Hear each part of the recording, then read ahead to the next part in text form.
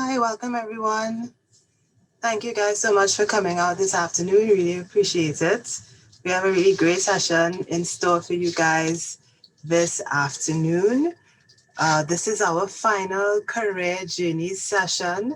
Um, we had two this month from really exciting companies, and we've invited Nestle to come back today to speak with you guys, this time from the STEM field, science, technology, engineering, and math. And I'm really happy to introduce to you all today Conrad, Chang, and Sherida John, who are both from Nestle and have pretty cool and exciting careers at Nestle.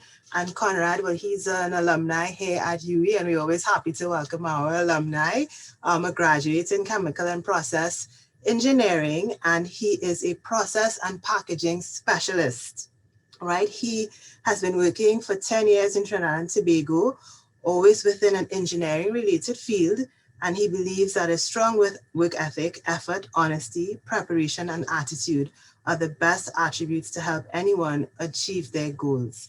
So we're going to welcome Conrad, and he's going to go first today and speak. And then following him, we have Sherida John, who is also, I believe, a UV alumni. So again, props, big ups. And she is a graduate in chemistry and analytical chemistry.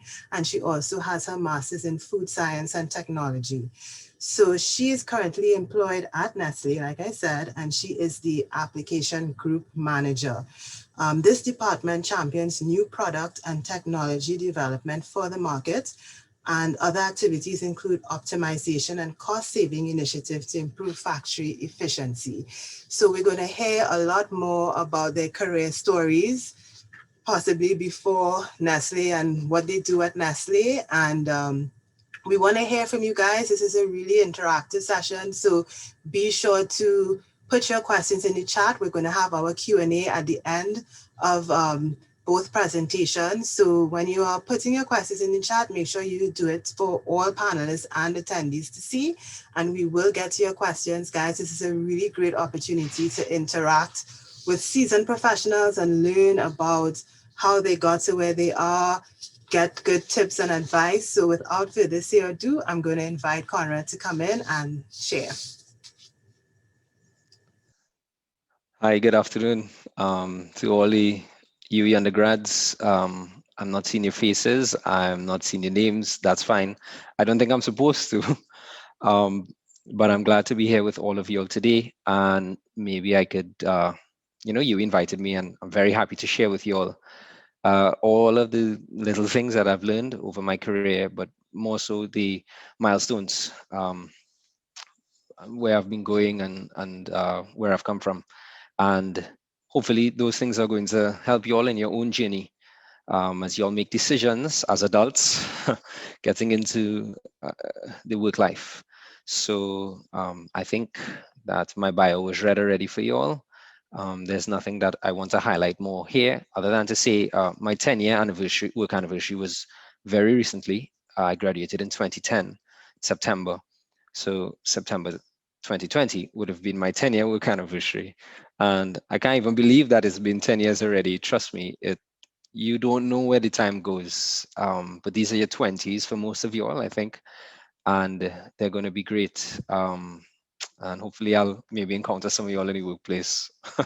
So if you meet me from this session, come and give me a bounce and say, yeah, was you seeing? I heard you talk, that kind of thing. That'll be nice. Okay, so next slide. Right, so starting from the top left, not really the top, I guess kind of the middle, but I graduated in 2010, and I put a little X there because you are also at this point in your lives. I put a picture of a man standing before a desert there. And as you can see, the man is not crawling, bawling out, please water. He's standing with a backpack on his back, and he's really looking back on the desert.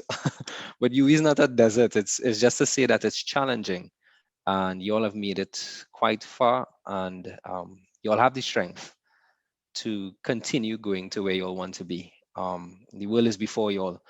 So that's where I was in 2010. And where I am now, well, let's go. So my first job Well, let me just preface one thing before I continue, which is that I want to be open and transparent with you all and show you all some of my successes, but also some of my failures and some of my big challenges in my life, so that you all will get a very transparent look that, things don't always go as planned. But you take one day at a time, you pick up the pieces, and you make your way forward. So my first job was as a service engineer. I worked for Chromaspec Limited. That was between 2010 and 2014. I was in laboratory service and sales, more so on the service side. So I did a lot of setup of laboratory equipment. Some of you all, if you all are in chemistry, or if you are doing analytical chem as part of chem and process degree, you would know some of the instruments and the disciplines, spectroscopy, chromatography. So I dealt a lot with mostly spectrometers and chromatographs. I installed those, I fixed them, I sold them as well. This was a very interesting job, a lot of fun, and challenging. And I did it for 4 years. Some of the learnings that I would transfer to you all from this are: one, an attention to detail. I think an attention to detail has saved me an innumerable number of times. Just reading things through, going through with a fine tooth comb in this job, because it's made up of so many different parts. Um, you all in chemistry will know that that chemistry is one aspect in a discipline. So of being an engineer, chemistry or physics or whatever it may be, that's one aspect. But there are other fields like quality, the electrical component of it. All of these things add together into these one instrument. If you're selling something, you have to know how to bargain, how to speak to people. All of these things feed into that one discipline, and an attention to detail that has bailed me out a lot of times. And also, this being my first job, one of the key learnings for me was to be humble. Coming out from UE, you feel like you've really earned your degree and you're standing on top of the world or overlooking the desert. But you know, you really don't know much. You are now to go into the world and really begin to learn. I think what you have learned is how to learn. So be humble. You're going to meet a lot of different people from different fields, and you want to be humble. You don't want to pretend like you know anything. No, you do know. You know a lot of things, and you have learned a lot of things, but you don't know them in application. And that was a key learning for me because I encountered a lot of people in a lot of laboratories. I was on the Point Lisas industrial estate, and I met a man who ran their lab for like 30 years, and he was a guru in chromatography. He knew all about the science of separation, and I learned so much fixing his equipment and just talking to him. And I also learned how much I didn't know, and it's always humbling to be like that. So don't force it. Don't go in having to learn that lesson. Going being humble. If you're going proud, somebody's going to humble you. They'll knock you back. Um, that wouldn't be nice, and it's not nice to be knocked back like that. So go in humble, but eager. uh, I put a question here: should I have stayed here so long? This is one of those things where I'm trying to be transparent, because I felt like in this job, I got very comfortable very quickly. I was earning money, and yeah, it's just very comfortable. And I stayed here for 4 years. I didn't challenge myself to go out there and see what else was out there soon enough. I stayed here for probably longer than I should have. And as much as it was an enjoyable job and it taught me so much, I probably should have re-entered into the search phase earlier.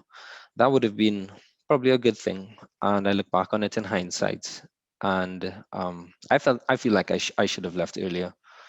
But I can give this advice to you all now to have in mind that there are other places that will hire you, and whatever you are learning, keep learning, and save it in your library, in your bank, and that will stand. It will look great on your resume, and keep updating your resume as soon as you get a new skill under your belt or you learn something new.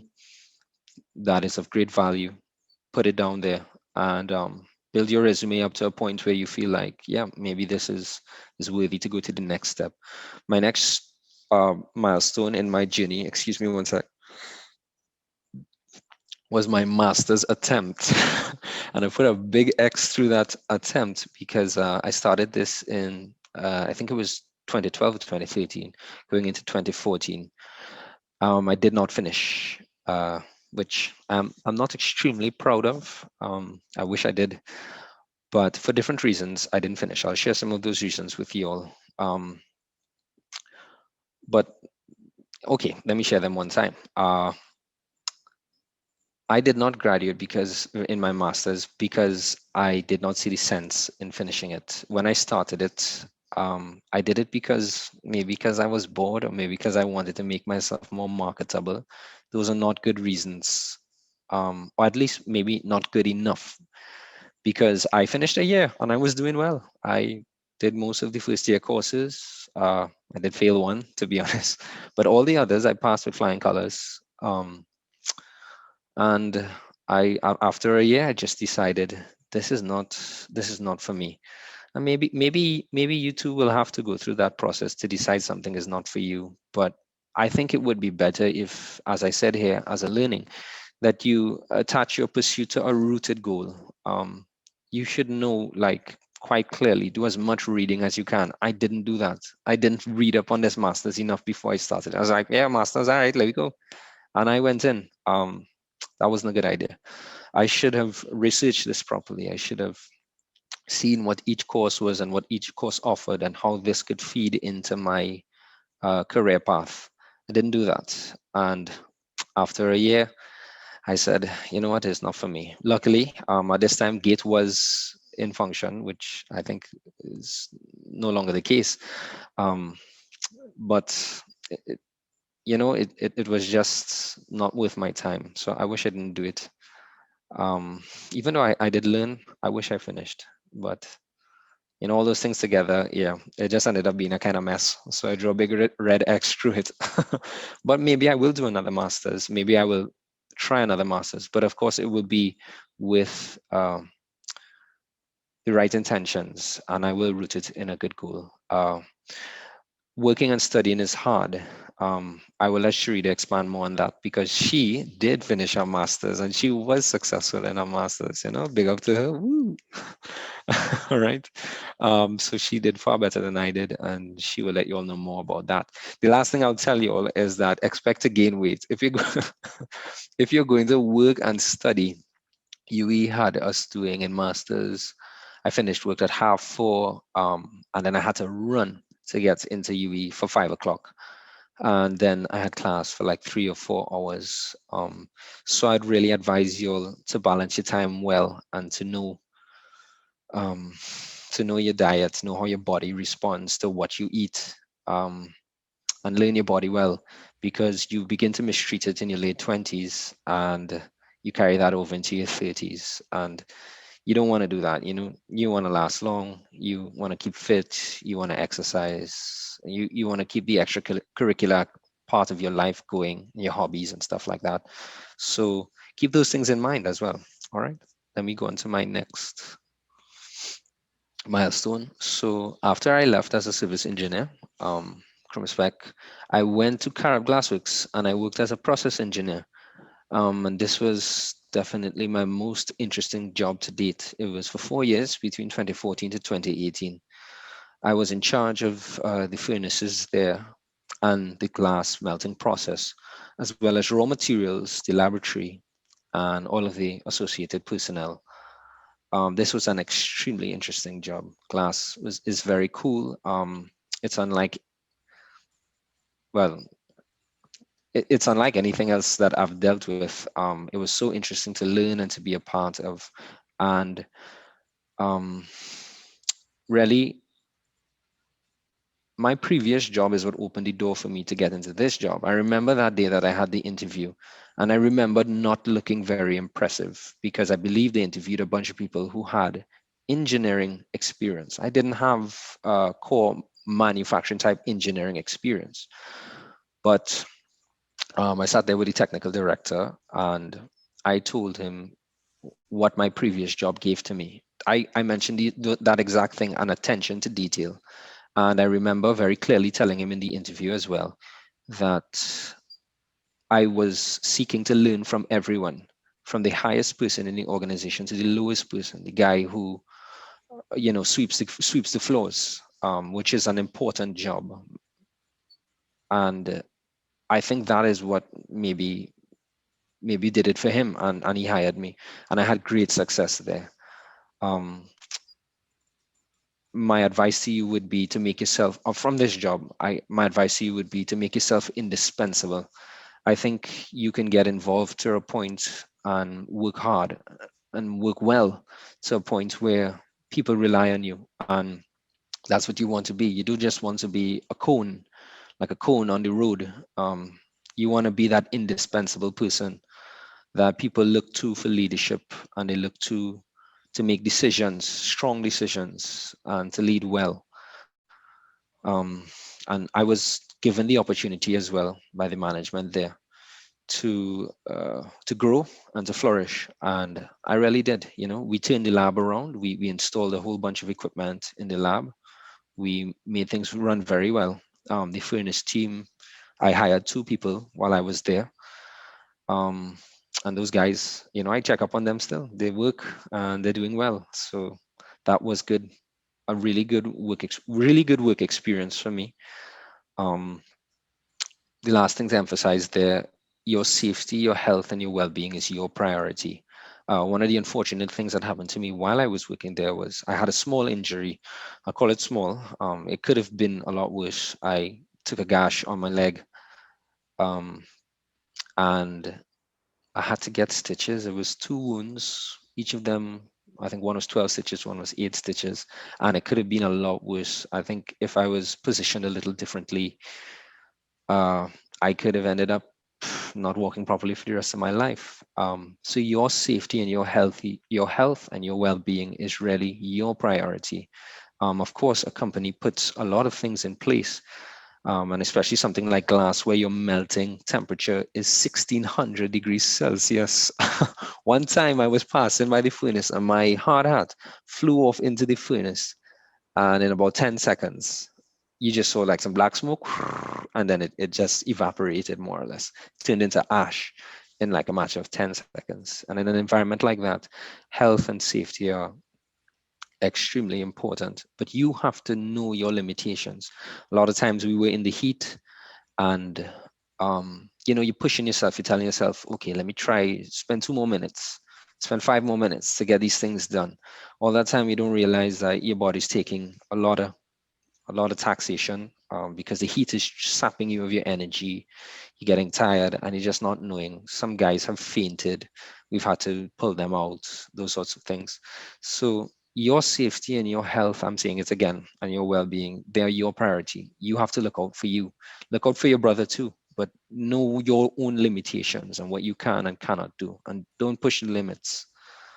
Um, so I talked about that. I talked about learning from everyone, and making yourself indispensable. And I put in a note there, the last thing, but draw the line somewhere. I think you need to draw the line. You can be indispensable and know where the line is drawn when it comes to your job, and know what is too much, and when something is outside of your scope. You don't want to spread the butter so thin on the bread that you can't even taste it. You want, that's my analogy to say, don't spread yourself too thin, because what will end up happening is that you'll burn out. You want to please everybody and you're going to end up pleasing nobody.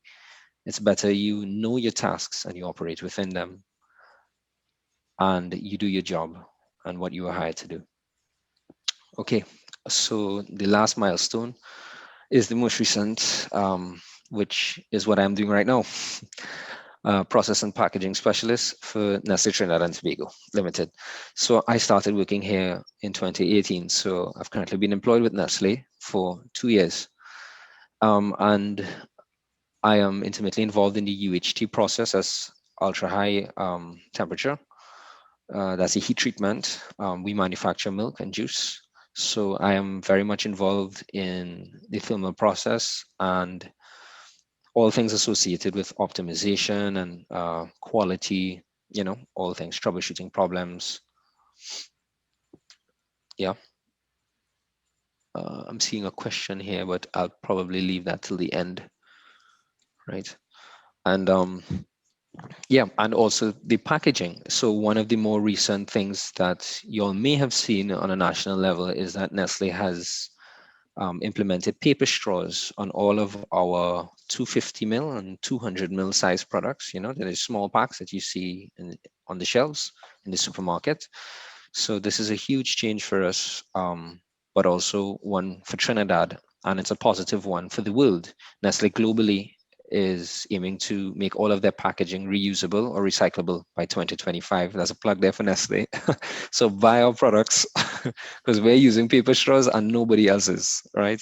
And paper straws are like a litter prone item. I'm still plugging for Nestle, don't get mad. Paper straws are a litter prone item that, we just flick away and like, whatever, it's just paper straw. Oh, sorry, just a plastic straw. But those things end up in the oceans. They end up clogging, all the floods that we have are partly because people just throw bottles away. They throw things, plastic bags and straws and so many things that we just throw away. Um, Nestle is making a move in that area, and I was the one who was on the technical side of things, working intimately with this process and implementing it. So that is part of my job here, and as well optimizing any other types of packaging that we have.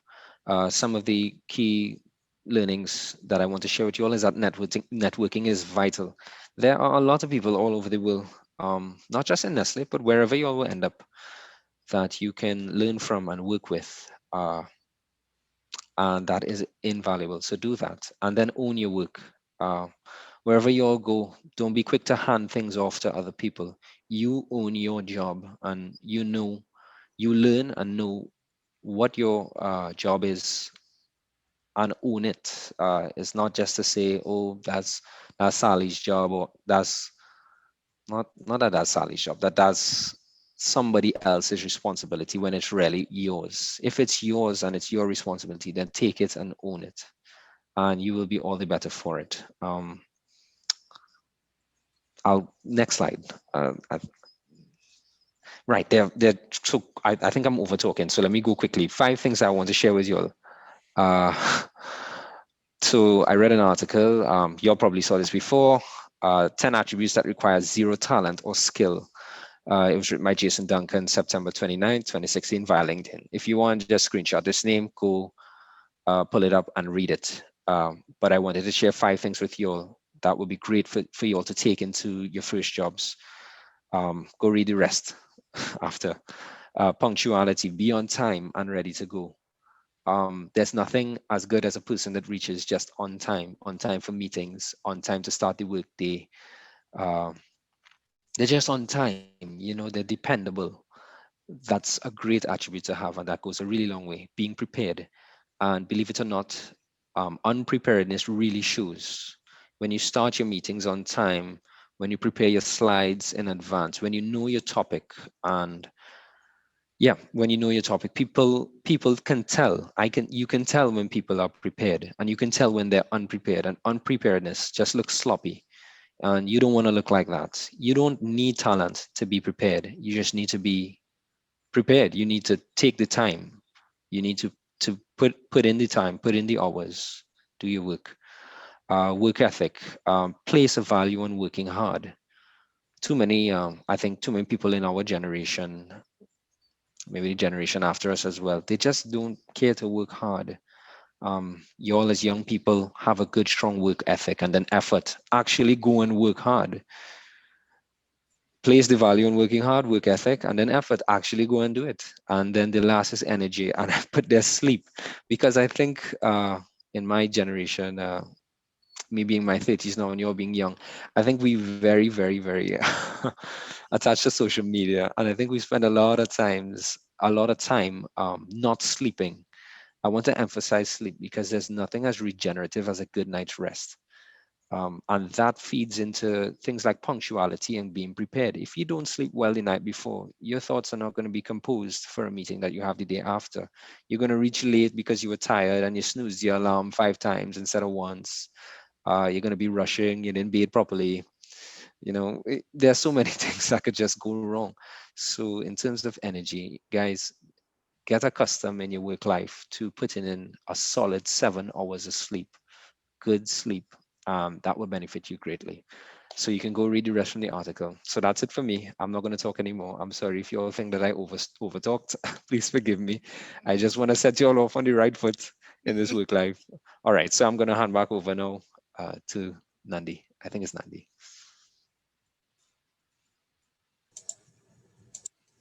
Yeah, so we're just gonna go straight to Sherida, and she's gonna continue with her presentation. Okay. Good afternoon, Yui. Good afternoon, students, everyone. It really is a pleasure to be here with you guys virtually, of course, the new normal, and to really have the opportunity to speak to you all, to really share some experiences, some learnings in my career journey, and just in general, the working world. Many of you will be soon engaging companies really starting that work life journey, and this is really critical, a really critical step in your career.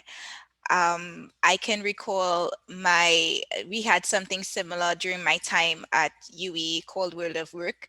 So I really hope you guys capitalize and really, take something critical or something that is pertinent to you away this afternoon from both Conrad and myself. Um, as Conrad mentioned, I don't think I need to go through my bio. Nanini did a good job reading what was presented. So I'm just going to jump straight into my career path.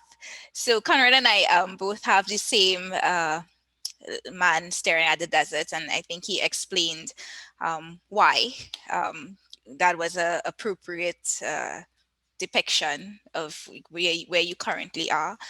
And getting your degree and having your time in university is really not something to take for granted, and the sky's a limit. And many times, and I sure there are many people and many examples that you can draw from, that not because you have a degree in a certain discipline or a certain field means that's where you are, that's where you have to plateau, that's the done deal, right? What I didn't include in my career path was my journey into getting a job. So I graduated from UE with my BSc in chemistry and analytical chemistry in 2009. So as you can see, I have a whole year before I started a full job. Before starting my full job, I actually worked at Superfarm as a pharmacy technician. So that was my first introduction into the working world. It was a very brief stint, and for that mere reason is why I didn't include it and why it's not on my resume as well. But it just shows that there is some challenge and setbacks really into getting to where you want to be. And not because you have tertiary education, and not because you graduated you think everything is going to be given to you at the snap of your fingers. So I can definitely recall during that period of my life from 2009 to 2010, the frustrations in being unemployed and having a degree, and sending out resumes and applying, and Caribbean jobs was a favorite on my Google search, and going every day hoping that I see something that is as close to chemistry as I can get, right? So in 2010, I had the opportunity to join SM Jalil and Company. I'm not sure how many of you know SM Jalil, but I'm pretty sure you all know Chubby, right? So they are one of the largest beverage manufacturers in Trinidad and Tobago. And their pilot brand, the brand that everyone knows, Chubby, right? All of us grew up drinking Chubby and really trying to win that truckload of toys. I don't I don't know who was successful. I really wish when I was about 8, I had a friend who won, but yeah, I applied and I never got through.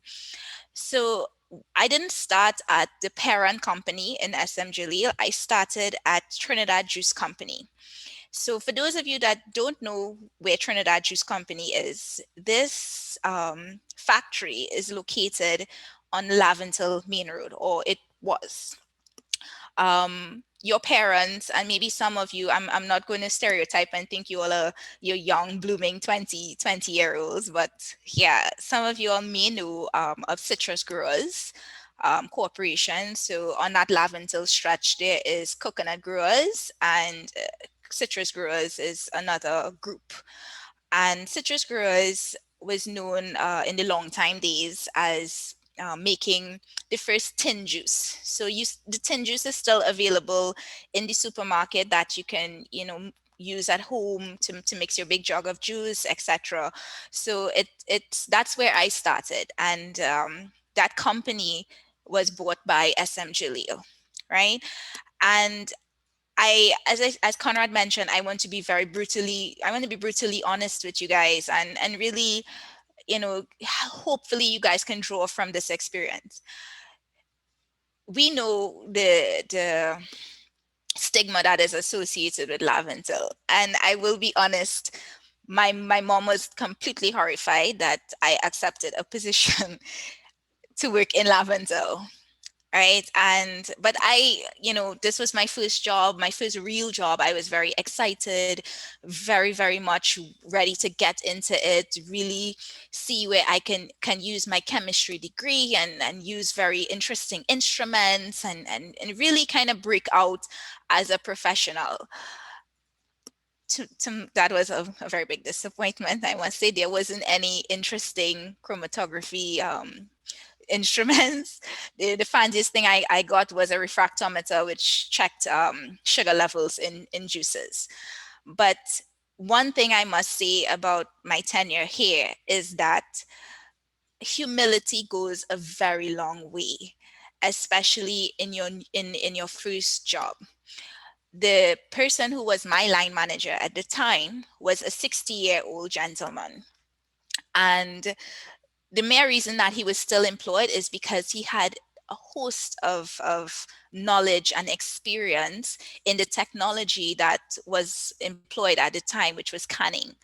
And during the old time days or the long time days, they actually made juice concentrates, which was the raw material used to make juices. They actually made it there. And this gentleman really taught me everything that I needed to know from the ground up.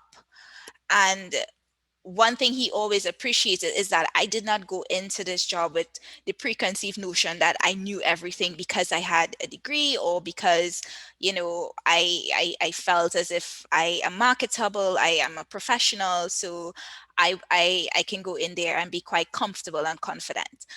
But I learned everything from the ground up because, having your degree and having this theoretical knowledge, it's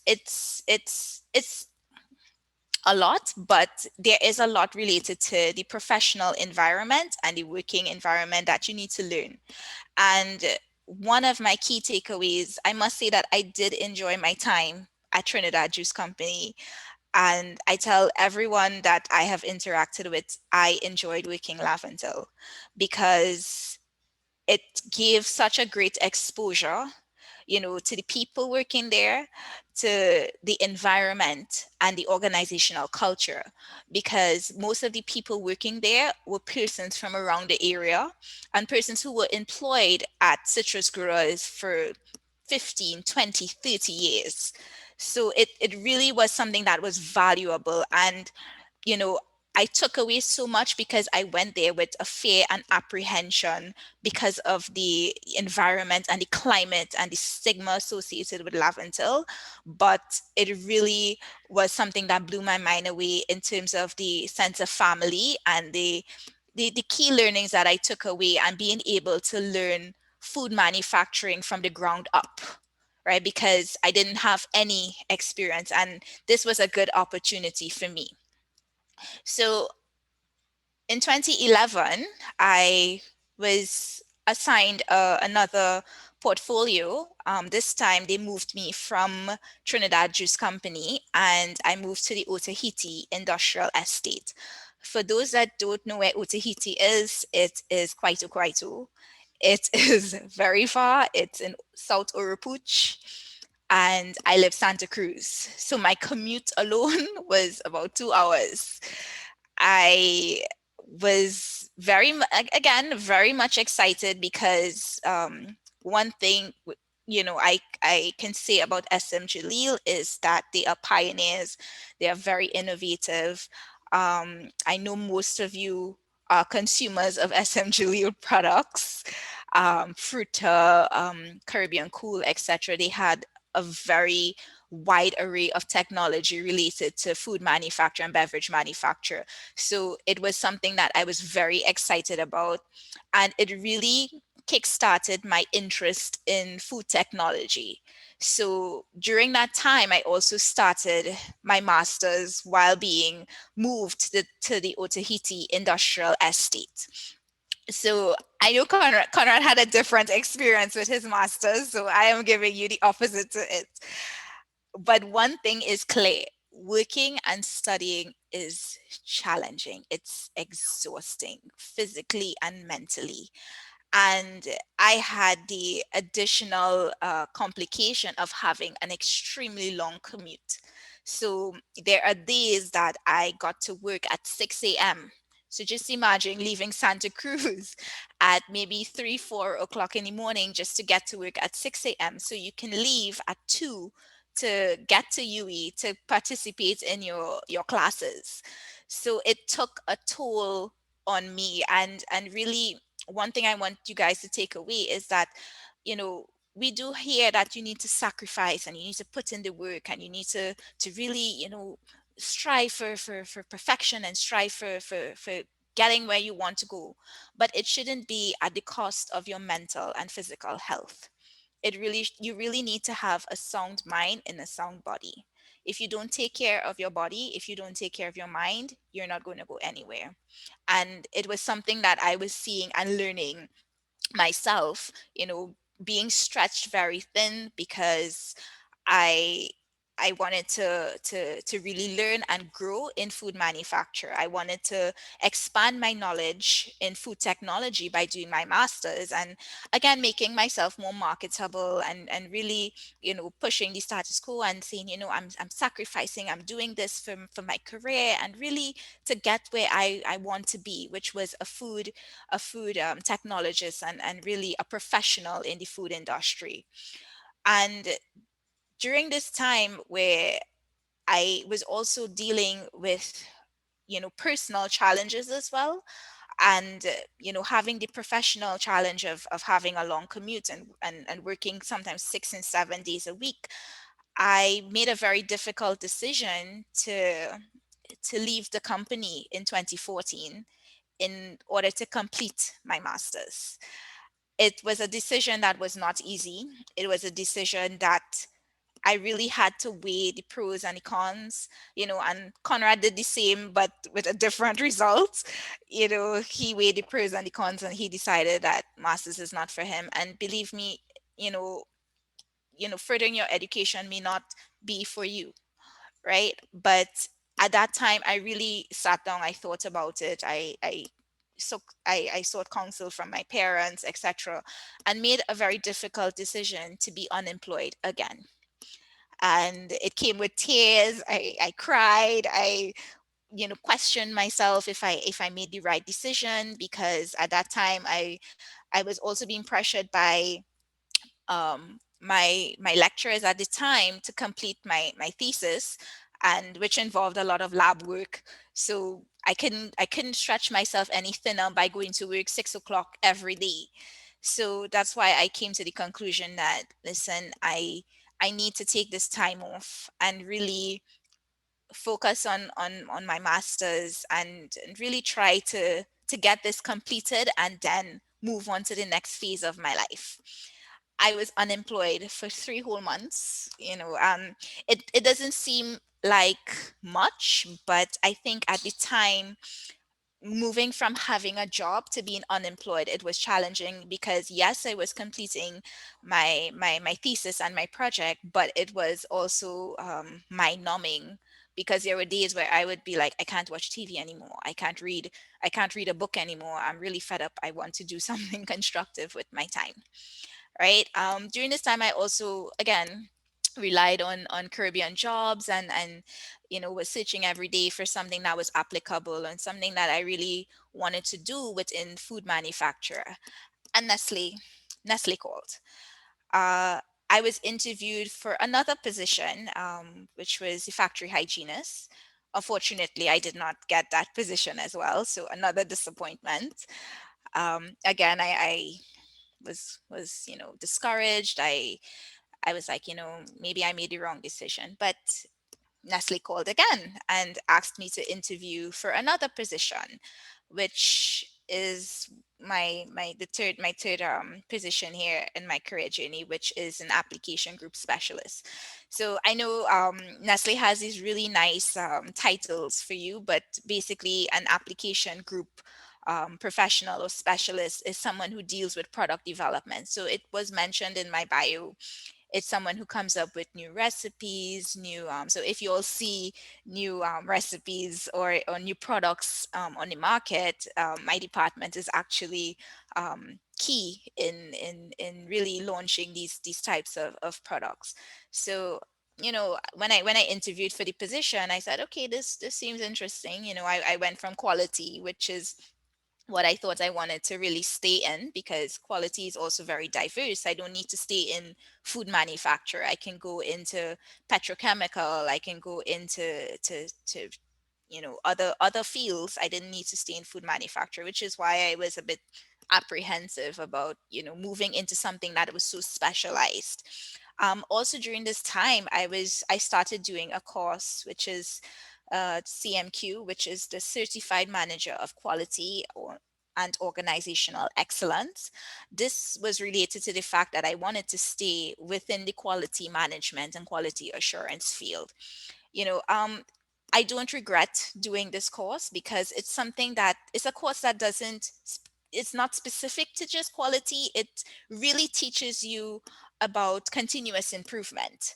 So even though I'm currently not in the quality field directly, but I took away very, very key learnings from doing this course, right? And I was an application group specialist for 3 years, from 2014 to 2017. And in 2017, I was promoted to application group manager. So that is my current role right now. I lead a team of very qualified and experienced professionals, one of them being Conrad. It's a secret.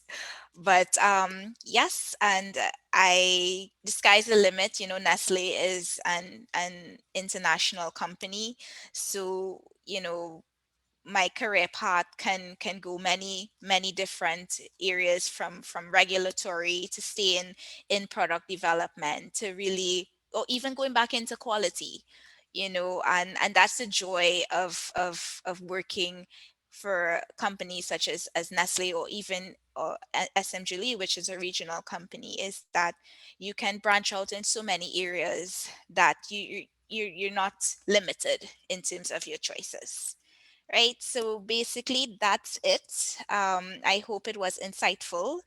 Conrad and I, before we move on to the Q&A, we actually wanted to give you guys some final thoughts. So just give me 1 second. Let me just get that for you. So Conrad, I guess Yes. you can you can give your Right. So final. my final piece of advice. I think Sherida will share screen. Yes, just give me one Right. second. Let me share. Let me share Although again. it's not in that big. uh, I should remember it off the top of my head is something that Theodore Roosevelt said. which is that comparison is the thief of joy. Um, I think, yeah, I think exactly this. I think that comparison is the thief of joy. I think if you look at other people and measure yourself against them, I think you will always find somebody who has what you think you want. Um, and that's bad. I think in this age of social media as well and Instagram, uh, we're always asking when we share pictures if something is Instagram worthy. But there's a side of our lives and the pictures that you don't share, the selfies that you delete immediately, those kinds of things. That's what reality is. Um, so don't compare yourself to anyone else. Measure yourself against yourself, against yesterday. Um, and don't, when you look at others, you might also want to feel superior to them, and that will lead to pride. That's also bad. So inferiority or superiority, they don't make for emotionally balanced individuals. Um, so don't compare to anyone else. Otherwise, your joy will be stolen. Compare to yourself and do better than the person that you were yesterday. That's my final piece of advice. So, yeah, go ahead, Sherida. Yes. And for my final piece of advice is to be honest with yourself, brutally honest, because and I will draw reference to my masters, that I knew that I needed to make a decision that wasn't popular in terms of ending a job, but I knew it was the best decision for me in terms of my mental health, my physical health, and my stability. And really being honest with yourself and really deep diving to figure out your flaws and shortcomings and your areas of opportunity is something very difficult that most people cannot do, and most people don't have the emotional intelligence and capacity to do.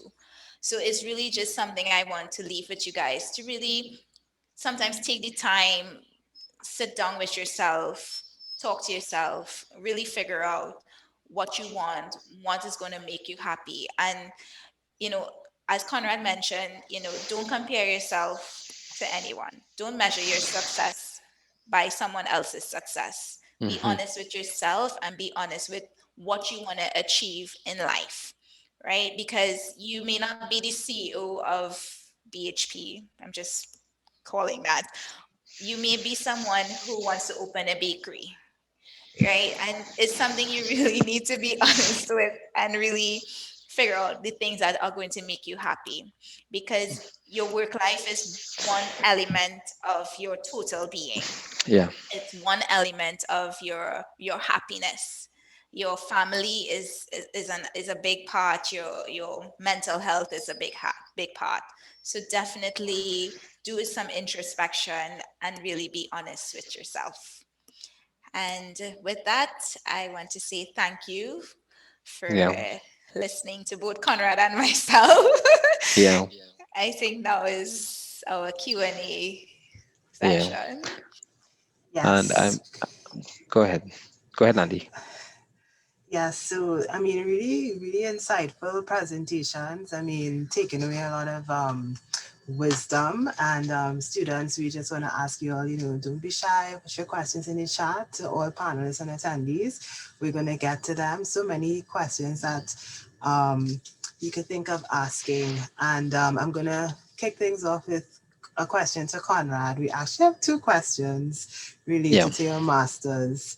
The first one is they wanted to know what was the program, the master's program that you pursued, and the follow-up question is, why did you feel like the master's program was not suitable for you?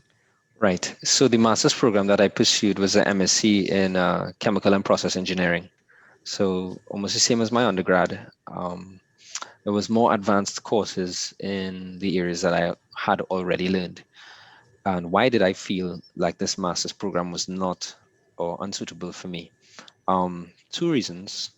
One is that was for a personal reason. I actually had something that competed very seriously for my time around the time that I had finished a year of my master's. I actually got married in that year. and I just did not think that um, one was more important than the other. And I thought I could not give the time to my marriage that I would have liked to, especially in its infant stages.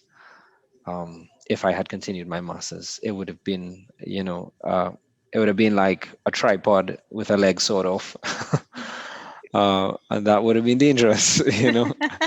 I might have gotten Yes. divorced at the end of Happy 6 months. happy wife, happy life, right? Yeah. But that's really interesting because these are the types of things that we have to think about when we make Yes, career decisions. When we're single, sometimes we could put in the extra hours in the office, but then as things of course. change, we have to make career choices that suit those changes and what we consider to be a higher priority. Yes, So I think that's really interesting. I know in general, students, even though they're in undergrad, they start to think about what I should do my master's in. And I know a popular question is, should I do it right after I study, or should I work a little bit and then do my master's? I don't know if you'll have any advice with that one. Speaking from experience, I can definitely say there is an advantage of working and getting that work experience to supplement your masters. So, from my experience, I will recommend, having some work experience before completing your masters, especially in professional positions that you may be applying for, that they always ask for work experience regardless of how minute or minuscule it might be. I think it's key. It also helps your maturity as well, moving from a student to a professional, yeah. preparing you for the working world. Right. Conrad, would you like to add anything to that, or you? Yeah, just that in the year that I spent, I was among only people who worked. Everybody there worked. Nobody was came straight from undergrad. Everyone worked, and there was a seriousness among all of the students because everybody worked. Nobody was there for frivolous reasons. Everybody was there because they wanted to get this done. So when we had group projects, it ended up that a lot of people were a lot more focused. So um, I guess you don't have any control over the class and the dynamic and how it's made up, but of course you have control over yourself. So as Sherida said, I just echo that same sentiment. It will help. Working before will help you to go into masters with a type of seriousness that you will need to achieve your goal. And just on that point, because my master's was very specialized and really applicable to where I am right now, and the field that I am in, it really supplemented my thought process related to work and problem solving. So it really is something that added value, working and really doing my masters at the same time. And we will, my class as well were only working persons. There wasn't anyone that was doing their masters full time. So it really fostered an environment where you were able to draw and learn from other person's experiences in the working world as well. Right. Awesome. Excellent. Great advice. So the next question is from a student asking, what is the work environment like in Nestle? Nestle. So so as I can say, definitely Nestle really is a company that challenges you, in terms of really pushing you to think outside the box, really Mhm. pushing you to be innovative, creative. Because it's a multinational company, you have the ability to network, capture key learnings from other markets, from other persons. So in that regard, it's very, very positive and very enriching. um, I will be brutally honest. At times, it can be overwhelming, because the demands are more. And as most multinational companies, you have to abide by directives that are not local, that are top down driven. Expats. So it can be a bit overwhelming at times, given that you have to live with the reality of your market versus someone in another country telling you what to do. So yeah, I don't know if Conrad has any Yeah. other experience. Um, I would just add that the work environment, it's very dynamic. You meet people from several different types of cultures, from different places in the world. The reason why we can speak to you all with these kind of voices and not like this, and we just go in and yeah. The reason why we can talk to you like this is because we have to speak to a lot of people whose native language is not English, Yes. and we have to speak very clearly and very yeah, just clearly and easy. We have to choose simpler words and things like that. We deal with a lot, so it's dynamic. We meet different people from different places and cultures, and it's fun as well. It's fun to work on a lot of these projects, especially when things are being rolled out on a global scale. We get to participate in it in our little corner of the world, which is the Caribbean. They call it the ADC, the Anglo-Dutch Caribbean. That's in Nestle's word for it, and where all our territory stretch to. So it's dynamic and it's fun. It's great. I enjoy it, and I know Sherida does too. Yes. Yeah. Awesome. So, Sherida, you talked about Nestle being an environment that's challenging. So, I know when you're in a challenging environment, people tend to grow, generally speaking. And that reminded me of what you said, Conrad, in terms of your job. I can't remember. I think it was just the second company where you worked. You talked about you really grew and flourished there. Yeah. And the thing that came to mind when you said that is, what would you say someone should look for to want to grow and flourish, from like an organizational point of view, or even like from a manager running a department point of view? Mm. What are some of the things that, somebody looking for a job, wanting to grow and to be challenged is definitely one of the things you would want. So what are some of the key signs of this is a good place where I could, you know, Yeah. grow? Um, you mean like when you're choosing who to work for, right? Like when Right. you're looking for a company to work for. Yeah. I think you Yes. have to ask yourself if the management, one of the most important things, if the management team are people that you can respect, are their values and commitments in line with your own. Um, and I think that is really important. I mean, there are a whole list of things, but I think respect. If I'm able to respect my leaders, if I'm able to listen to them, if I can be honest with them and they can be honest with me, I think that's great footing. That's a great start. So I would say start there. Look at the leadership team, and ask whether you can work for them and whether you can respect them, and that's a good place to start. Okay. Yeah. Do you have anything to add to that, Sharita? No, definitely. He has touched on exactly my impression that you really have to do your research on the company Hmm. and see how their core values and Yeah. vision aligns with you as a person, right? And for me, what creates this challenging environment in Nestle, and if this is what you want as a professional, is innovation. And Nestle is very big on innovation and really pushing the boundaries and setting, challenging targets. As Conrad mentioned, we have a very big ambition of achieving all of our packaging materials being recyclable or usable by 2025. So if you're a job seeker and you're seeing a company that is really having these ambitious targets and really having good core values, then it's definitely something that you should consider if it's aligned to your development. Right. Excellent. So we have a few questions here. Students who are in the field of biology, chemistry, biochemistry, and human nutrition and dietetics. They want to know what are the career opportunities that are available at Nestle. where would somebody with those skill sets could expect to work? Maybe like what departments or what types of jobs somebody with those skill sets can expect to work in Nestle.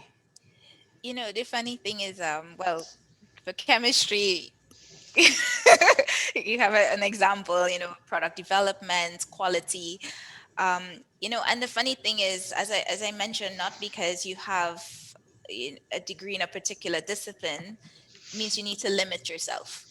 Our current production manager, she has a BSc in bioscience and biology.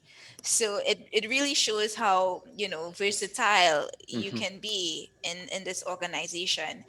And for those that don't know, related to the BSc in nutrition and dietetics, one of the persons that is in my team as well is someone who has this BSc, and her theoretical knowledge is very key in terms of our product development. Nestle is also a company that is a pioneer in nutrition, health, and wellness. So we do have positions related to being a nutritionist, someone related to corporate communication. So what we communicate to consumers, and good dietary practices, etc. Those are some of the avenues that you can really go into with that type of degree. But I will say mostly technical and production, with some opportunities in marketing and corporate communications. Right. So even though they have the degree, the science degree, they could actually work in marketing and corporate communications Yes. if their career takes that path. Yes. Right. Awesome. Um, and I have a question here, interesting one. This one is for Sherida. What helps you be creative and come up with new and innovative products? Ah, okay. You guys, consumers, help me, come up with these innovative ideas. We do a lot of research in terms of consumer trends, what delights or excites consumers, surveys, etc., that really drives the innovation process. And you know innovation is not something that happens in a month or 2 months. It's a very long process, which Nestle is trying to condense actually. But consumers really give us that insight to really drive creativity and innovation. Excellent. And when you said that you do a lot of consumer research, as a kind of light went off in my head. That's also another job or career. Is it that Yes, there's someone in your department who sort of yes. has that statistical background, or There's someone that is in marketing that right, that that really helps give us that consumer data, interpreted for us, really separates it, breaks it down into layman terms, that listen, this right? product is too salty or it's too sweet. They're looking for something with a little more flavor. So, there is someone that does that for us. Okay, awesome. So another question is, what was the specific process that you all took to become employed with Nestle? So Conrad, you could probably go first. Right. Maybe I'll just expand that. I will reach to Nestle, but I do want to mention that after my first job, where I was a service engineer, I got on Caribbean jobs, and I think Sherida mentioned that too, and how much she was hitting up Caribbean jobs. And that job that I got at Carib Glass as a process engineer, I got that job because I had a profile on Caribbean jobs, and I saw the job being advertised. I clicked apply. I went through the process, and they contacted me. So if you think Caribbean jobs is a waste of time, it isn't. It does work. I am a testimony to that. So do make a profile, do your resume, maybe even pay to have somebody who's a resume expert oversee it. Put real solid effort into it, put good time into it. It's important, and structuring it well. Specific to Nestle, I heard that the job was available. I went on their website and I created a profile, very similar to Caribbean jobs, but I guess just tailored for jobs in the Nestle world and Trinidad and Tobago. And if you go on that website right now, you will see a list of jobs that are available. You get access to the same list, what's available here locally and then internationally. You can see that there. So I saw the job there, and I applied, and I got through. So yeah. And I can Sherida. definitely attest to Caribbean jobs. It's how I got my two major positions, in the SM Jalil and here. One thing as Conrad mentioned, related to your resume, and as someone who has had to interview and really screen resumes, etc., for potential um, candidates and employees, your resume is critical.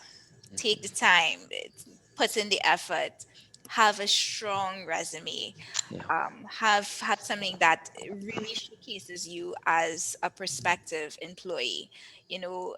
Don't take it for granted. Even on the Caribbean job profiles, etc. It is something that we do have a department that screens Caribbean jobs as well, looking for prospects. So even though there may not be an available position, there are how to say, persons who are shortlisted in the event that positions do come up that we can just pick. So do not downplay or think that Caribbean jobs is a waste of time. It's really how I landed my interviews in SM Jalil and here, Mhm. and applying, really having a strong profile and investing in the quality of your resume is definitely key. Okay. And that kind of takes me to one of the things that you said, Conrad, at Caribbean Glass. You said that you hired a couple of employees there, and I Yes, I was just did. wondering, what do you look for? What would make somebody stand out to you to hire them in in an interview process? Um, well, in this case, I hired two guys at the furnace whose job it would be to run the furnace. So, for sure, the technical background, but more so their ability to learn. Because I remember one of the guys that I had hired, he did not have the technical background, but he was very honest. He came and he said quite plainly at the start, "I don't know this process, but I'm willing to learn." And when we had him go through his probationary period, he did show quite an aptitude to learn, and he was eager. And he continued well after that. I realized that he absorbed the material the way that I would have wanted him to. He began to take decisions for himself. So yeah, I sensed that in him. What else can I say? Technical aspect is one. Um, he was straightforward too. He didn't beat around the bush in how he answered questions. Yeah, he just got straight to the point, and he said it as it is. No fluff, just substance. So I think that's something that you can do as well. I would also suggest you prepare interview questions. That's important. Again, preparedness is one of the things I think I told you all would be a great attribute to add that has that requires no talent and no skill. So be prepared, go through your questions, revise them, have somebody sit down with you like a mock-up interview, uh, and let them ask you and grill you and make you answer bad and put you in a difficult position and ask you hard questions. And when you prepare for the worst possible scenario, more than likely the reality will not be that, but you would have been prepared and you'd be ready to go. So yeah, I hope that kind of Yeah. answers that question. Yeah, it does, and just getting really good tips on, the process of your job hunting process and having your resume ready and being Mhm. ready for an interview. And students, we should let you all know that we have resume writing workshops, plus we do one-on-one resume critiques. So it's always really important to, which you don't have to pay for. So it's always important to check your student emails when those things are being advertised, so that you can make an appointment to have a one-on-one critique done so you could get your resume, up to scratch, right? So, um, Sherida, we have a question here for you. During your periods of unemployment, would you have settled for any job, or were you still looking for something in particular? Would you reject other jobs that did not meet the standard?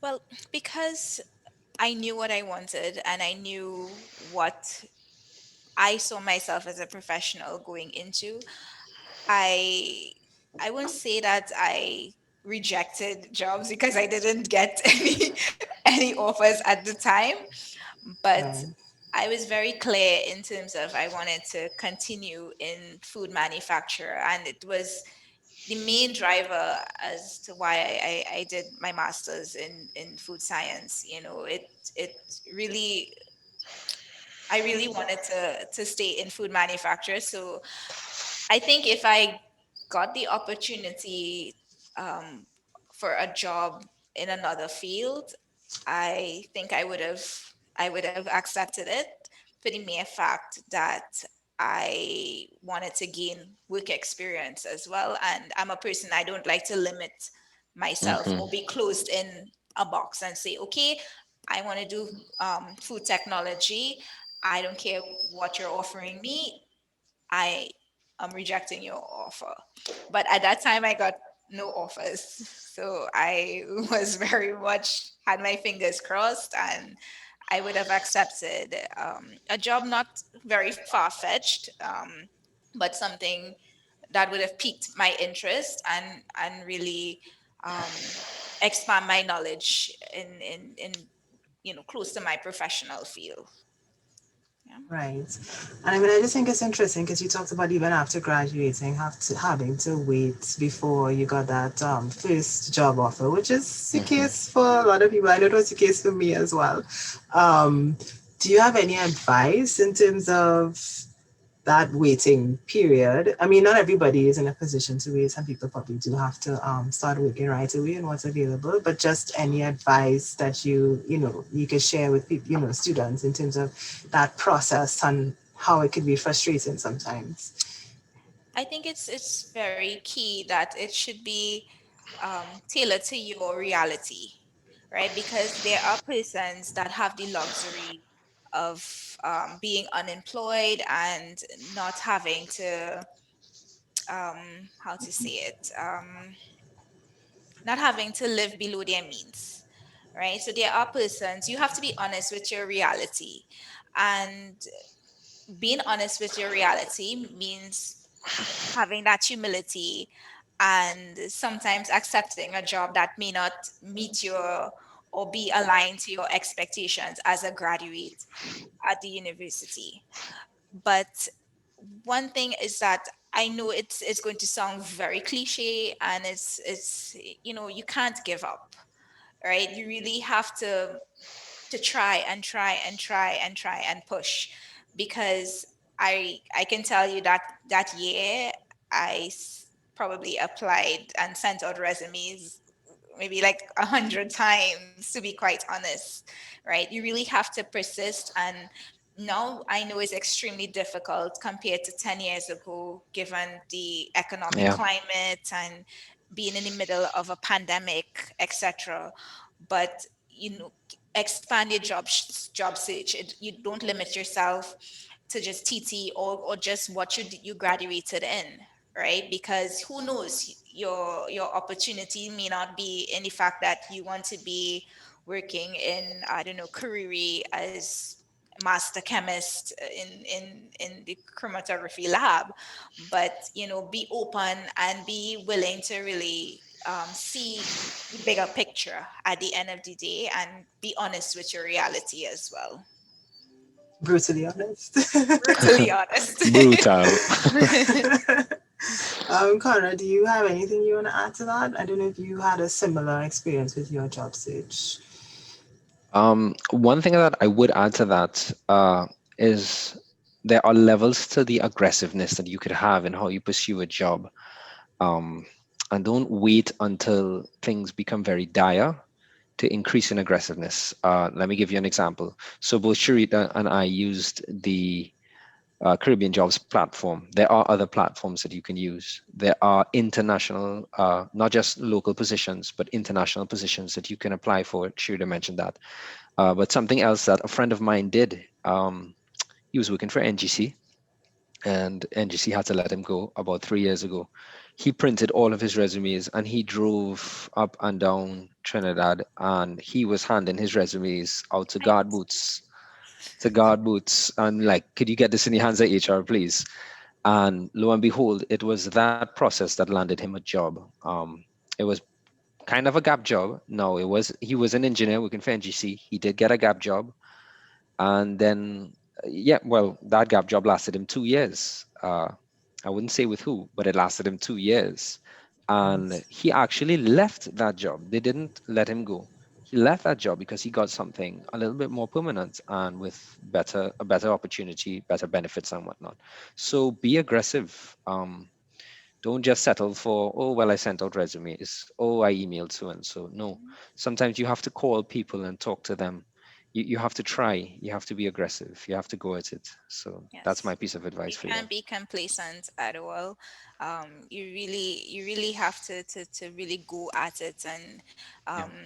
and not think that it's going to be handed to you on a silver platter. You really have to persevere and push, and don't limit yourself. Don't think that you have to work in Trinidad and Tobago. And again, it's based on your reality, of course. And Right. really expand your horizons, do your research. Google is amazing. you know See what other platforms are there to really get your name out there. And I can speak for Nestle. Nestle is a company that really is looking for candidates that are willing and really are, how to say it, perspective aggressive, pushing for it, persistent people. So don't give up. Okay. And Nandi, with that, sorry, I, yeah, I go have ahead. I had one more piece of advice. Sure. For the students, and it's that there are, even though you've finished your formal education, you may feel like you don't want to learn anymore. But now is the time when worldwide sites like Udemy and other online learning, Coursera, they are offering courses very, very, very affordable prices, online learning. One of the big fields that is growing now, that if you do some research on, is gaining a lot of momentum, is data analytics. You can learn Python programming language for about 15 USD. You could do a Python crash course from Udemy, and then you can do another course in data analytics. That's going to cost you 300 TT. You're going to have access to that material for the rest of your life. Python is actually free. So you can download Python for free. All you need is a laptop with an internet connection. To think that these things are available now, it's amazing. And do your research again, read up on the Mhm. courses and what's being offered. But think of those things as like tools that you add to your tool belt. Yeah. Your degree is one on your tool belt, and then your job experience is another tool. But you can add so many other tools to that Yes. tool belt. So just keep building your tool belt, and yeah, you're going to make yourself into somebody great. You will become indispensable. Just keep at it. And I definitely want to just drive home the fact that, not because you have a degree in a discipline means you need to stay there. Because Mhm. we have, our head, he has transitioned to so many positions, and he's really a good example. He did his first degree in computer science and math, and he started working in Nestle in the warehouse. And right now, he is one of our business executive officers. So it really goes to show you that you don't need to limit yourself based on your discipline, and really just, you know, add some notches to your belt, make yourself more marketable, and really the sky's the limit. Yes, I mean, we had a session a few weeks ago, we were talking about that, just all the different ways we could upskill and just, do Yes. different courses. There's so many things online. Some of it they offer for free for a period, some of it you Hmm. pay. And it's quite possible, whether it's coding, whether it's digital marketing, there's so many different things that students could get into and transition and, pivot and flex, as they say now, to new opportunities career wise. Yeah. One student wanted to know, are there internship opportunities in Nestle? Yes. In both the marketing and other there are a host of internship opportunities in both the technical and production side, warehousing, marketing, etc. These are positions that are usually advertised. So if you are interested in joining Nestle, I will suggest you go to the Nestle site, do a profile, sign up, and you can get notifications on when these types of opportunities are available. They're also advertised on Caribbean Jobs. Yes, and Nestle also reaches out to us as well. Yes, yes. So check your student email so that you'll, get that information. It's out there in different places. So, just kind of keep your, finger on the pulse of what's going on through the different media. Um, Another question for Conrad is, what are the salaries like in your field? um, hmm. Okay, I mean, I don't want to get too specific So we don't expect because you to get too specific, but you all know my name and my face, right? So then you're coming to rub the eye. Conrad, I think you're maybe spelling out yourself. All right, maybe but entry level, a right. Well, range. I will let you know in a relative sense. Okay, So what I earn now is about three times what I started earning when I worked for in my first job as a service engineer. right. Um, which I thank God for. I'm very thankful, and that can cover my expenses. Um, but I think that's part and parcel. Like earning more as you switch jobs is part and parcel of the same tool belt talk. It's the same building yourself, making yourself indispensable, adding value to the companies that you go to. And I can tell you that when I worked for Carib Glass, my entry level salary was not that high, not that much higher than my previous job, but I put out a lot of work there, and my salary rose over time. And I knew for a fact that they valued me because among all the engineers that I worked with, we used to talk about our salaries, right? And they gave me the biggest increase. And I'm not saying that to be boastful, but I'm saying that to say that your consistent hard work does pay off, and you can make it pay off. I think you also have to be, besides making yourself indispensable, maybe sometimes you have to know that you're indispensable, or you have to know that your work is valuable, and you have to ask for a raise. Maybe you do. Maybe you're not being valued the way that you should be, and you should say that. I think that ties back into what Sherida said about being brutally honest. You know when you know when you're valuable, and if you're not being valued the way that you should be, maybe you should say that. So I hope that kind of answers your question. Yes, it's good living. um, the other question is, it's about the food and beverage industry, and they're asking, what does the future food and beverage manufacturing look like in our country slash region? Okay. I think I can take that one, Conrad. Yeah, that's you. um, Definitely. One thing I can say for certain is that the world is evolving as it relates to food, and it's no longer about convenience. It's more about health, and having food that is not just convenient but also good for you. So one initiative I can definitely see that we are going to see materialize in the future is related to nutrients of public health significance. And what do I mean about that is that we know in the Caribbean region that diabetes is something that is of significance in our culture. You know, we like sweet foods, we like indulgent stuff, you know. Heart disease is also something that is rampant in Trinidad and Tobago. So what I can say, the evolution of food manufacture in in the region, and not just the region but on a global scale, is really to drive home health, and to have sugar reductions, to have ingredients that are cleaner, and ingredients that don't have a negative connotation. So most of you all will know that Nestle has actually done a preemptive step in that, in terms of reducing sugars in most of our beverages.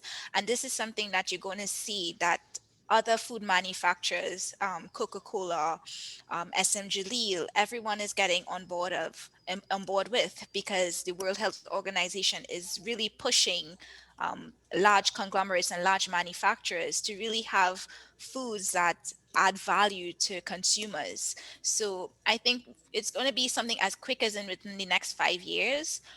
Governments are going to have mandates, and really food manufacturers are going to be challenged and pushed to have foods that are good for you, ingredients that are on your labels that you can read, because I'm sure many of you pick up a product and you see carboxymethyl cellulose, or some ingredient that you can barely pronounce.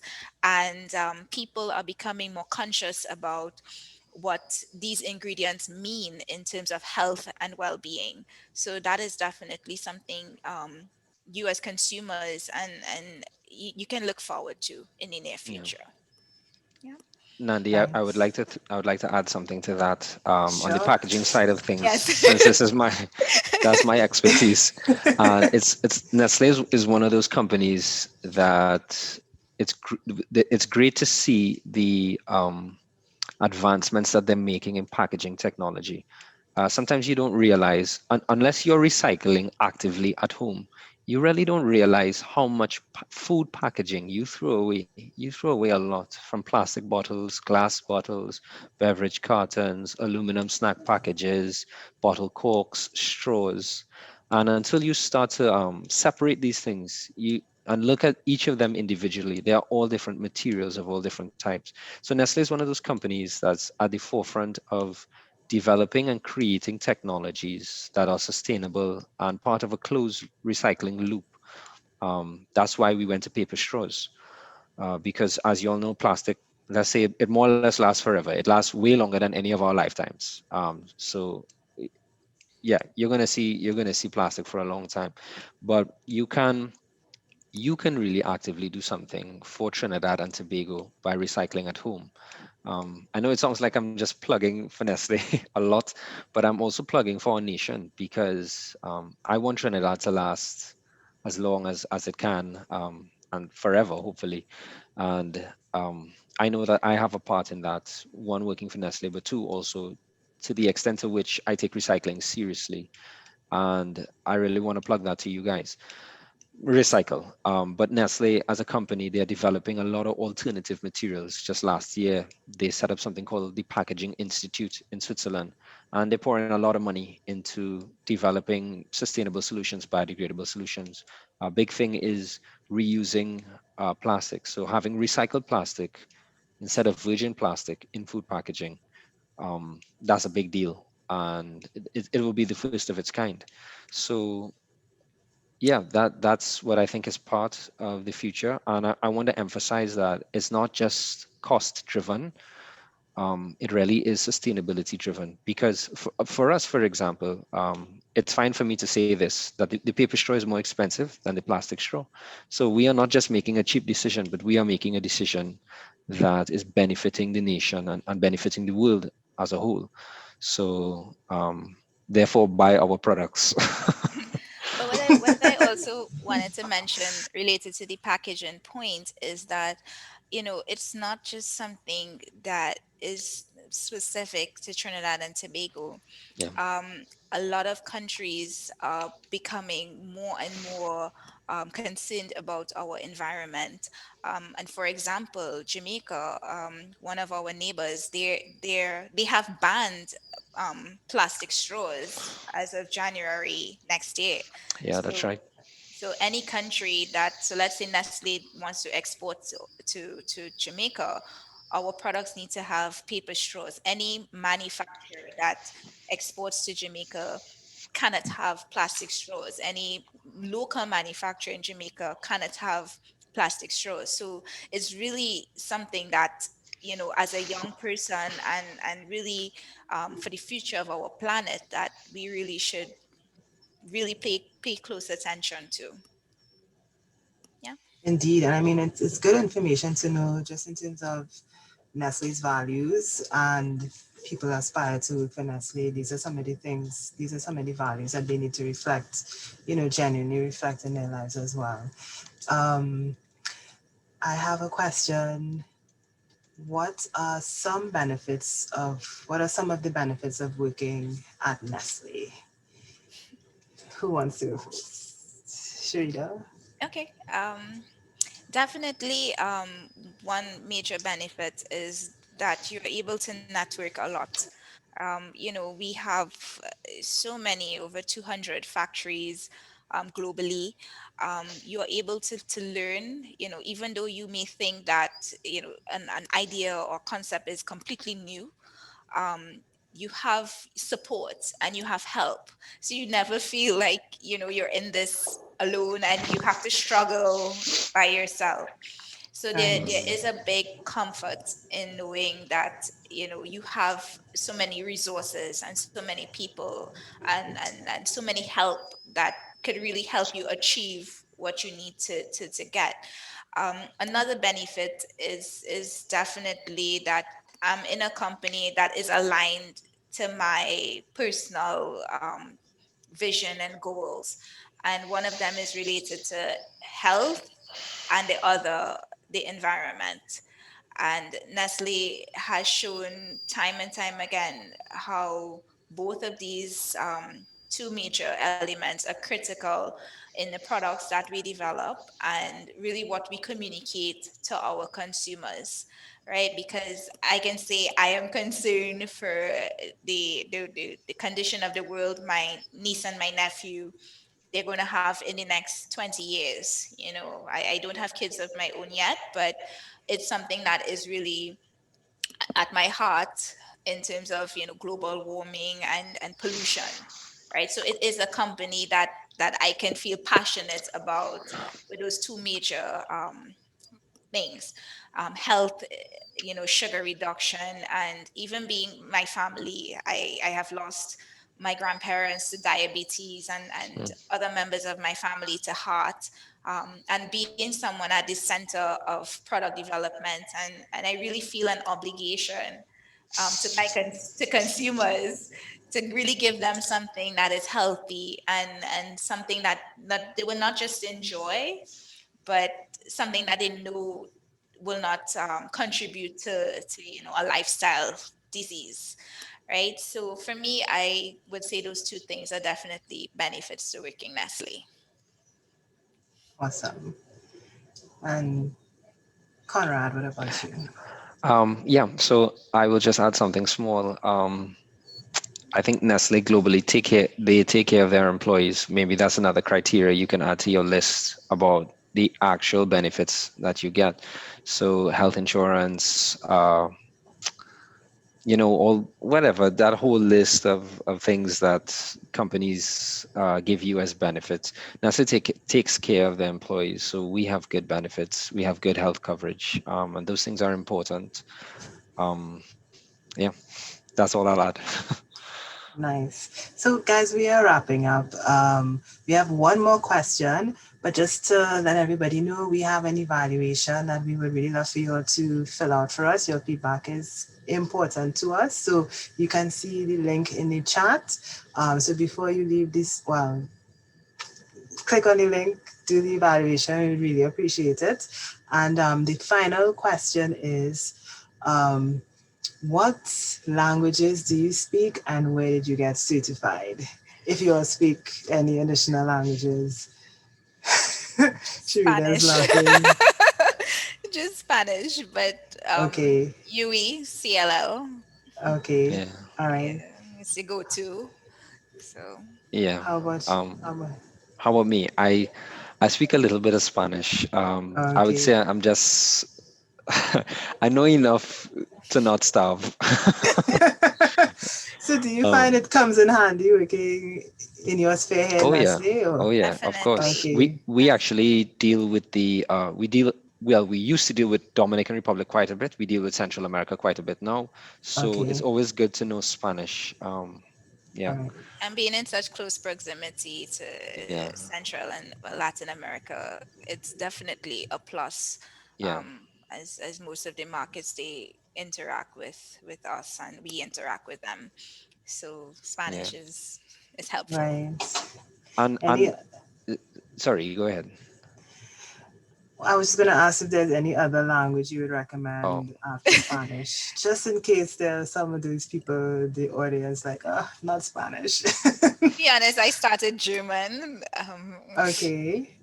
but it's really not for me. It's yeah, that yeah, sing song is very hard to get rid of for that aggressive German accent. But I would definitely recommend Spanish because we be in such close proximity yeah. to Latin America. It's definitely helpful. And Spanish is actually the second national language of Trinidad. Like that's established. Yes, it If you look at the is. signs, like the road signs and stuff, you'll see some of them written in Spanish. That's by law. Yes. So it will be good for you to know Spanish. What's funny is I dabbled in a bit of German too because glassmaking is very much a German discipline, very much Okay. so. So I did dabble in a bit of German. Um, I didn't get certified or anything. I didn't attend class, but I downloaded Duolingo and I learned quite a bit off of just using Duolingo. So, Okay. I plugged to Duolingo. Nice. Well, guys, that's it for our session this afternoon. It was really good. Just a lot of good information. I mean, I had some additional questions as well. You know, touched on things like work-life balance and taking care of yourself and making that a priority in both of your presentations. That's definitely something that stood out and would really tell students, it is an important thing to consider. You could only do your best and perform your best in the workplace if you are taking care of yourself. And so much other good information from Conrad and Sherida. We really appreciate you guys taking the time to talk to our students. They are thankful. The thank yous are coming in from them, and they're saying it great session, very informative. Thank you for the advice. So that concludes this session this afternoon.